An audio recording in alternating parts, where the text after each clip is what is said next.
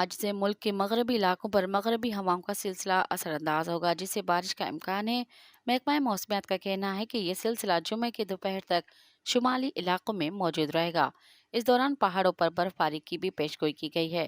اسلام آباد، پنجاب، خیبر پختونخوا، گلگت بلتستان اور آزاد کشمیر میں بارش اور چند مقامات پر ژالہ باری کا امکان ظاہر کیا گیا ہے۔